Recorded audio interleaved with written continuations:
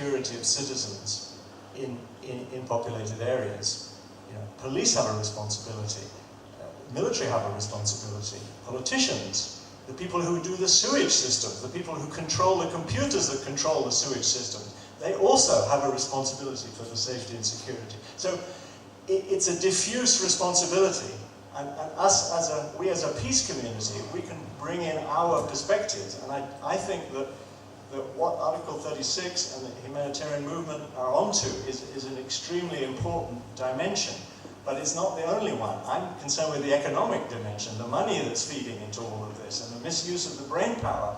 That's another conference that we will invite you to. So it is mind expanding this. It's big challenge, but I think we are talking about the most important subject in terms of protecting our world community, and we've got to keep going and find a clear path. Sorry, I'm getting a bit lost, but I hope you like the joke. Please, take your last shots.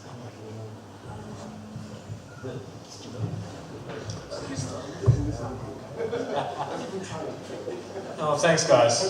Okay, I'll go first. Well, it's been a very rich discussion, I think, and I certainly appreciate you all staying to listen and contributing to the discussion. I do think it's a fundamental problem for our time, bombing and bombardment of towns and cities. It's not the only problem, but it's a really big one, a really difficult one.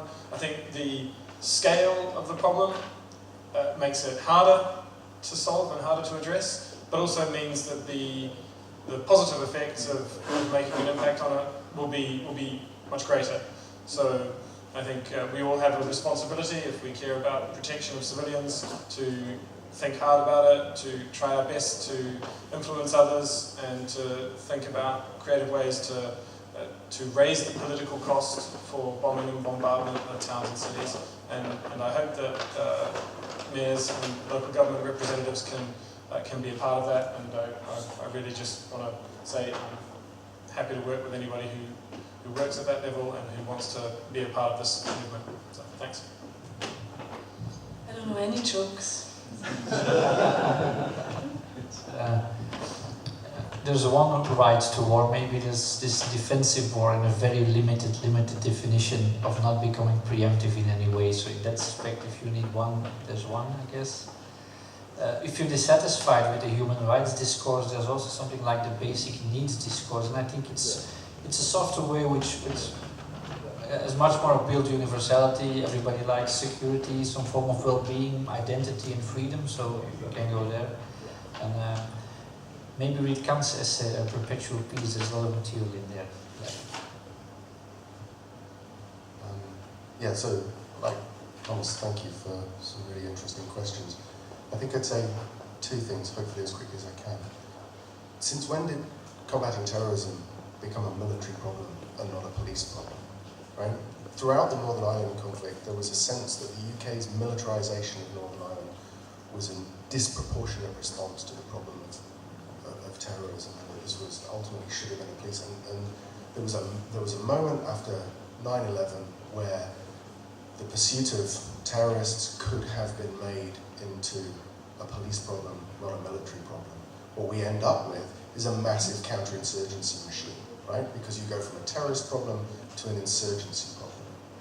And I think that there's an important thing, the thing that we want to look at. I also think that there's a very problematic kind of parallel being drawn that doesn't necessarily play out if you hold it up to the light, which is that because urbanisation is increasing, the terrorists will be there as a matter of course. Well, I mean, actually, part of the reason why, for example, insurgent organisations are now in Karachi is because we bombed them out of the federated tribal areas on the Pakistan-Afghan border. So we bombed them out of the rural area into the city, right? And I think that, so there are all kinds of questions here about thinking about this kind of assumption that warfare needs to be urbanised because that's where the threat will be. It needs unpacking in a variety of ways. And anyway, the doctrine of military urban operations comes actually from planning of large-scale war, not from dealing with terrorism. It comes out of planning for Iraqi So in that sense, I think there are lots of things that need to be unpacked there, and I don't think it's necessarily the case that we need to, that there is a need for a military doctrine to counter terrorism in cities in that sense. What there might be is a need for a much greater attention to urban development that's oriented towards de-radicalization, right? That's a different question, but you know, but part of the discussion. I think one of the things I'm particularly taken by what Thomas says, because I'm particularly concerned about when we turn to international humanitarian law, we get bogged down in these kind of technical discussions. I think we forget that at the root of the prohibition on chemical weapons is actually a very simple normative concern about the effect that chemical weapons have. It becomes codified, sure, but it's a normative concern first and foremost. The problem is that when we get into details, we get all kinds of things. It's not a joke, but it did make me laugh. We get into details. I'm sat around the table with some guys who are developing non-lethal weapons one day from a large weapons manufacturer. They've got a kind of foresight thing. They've invited a bunch of academics. The conversation generally goes along the lines of, well, if we developed this, what would happen? And we kind of say, well, there are prohibitions against that. Yeah, but if it did this, could we get round them, right? And that's my concern. What I think what we really want is actually a normative commitment that as the world changes and as populations densify and become more infrastructurally dependent, that there will be a normative prohibition, normative illegitimacy of targeting, of using forms of attack that target that way of life. That doesn't diminish other ways of life, but it says that that way of life needs a particular kind of protection. Well, let's thank the panel for helping us have a stimulating and more than just stimulating, I think this is going to very much inform the thinking and the decision-making that Mayors for Peace does in the coming hours, in the coming months, and probably even in the coming years. And who knows, we may become part of the international network on explosive weapons. Is there an incendiary coalition yet? Well, if one develops, we may be part of that, or who knows, we may take the initiative on it, whatever. And in terms of follow-up meetings, I think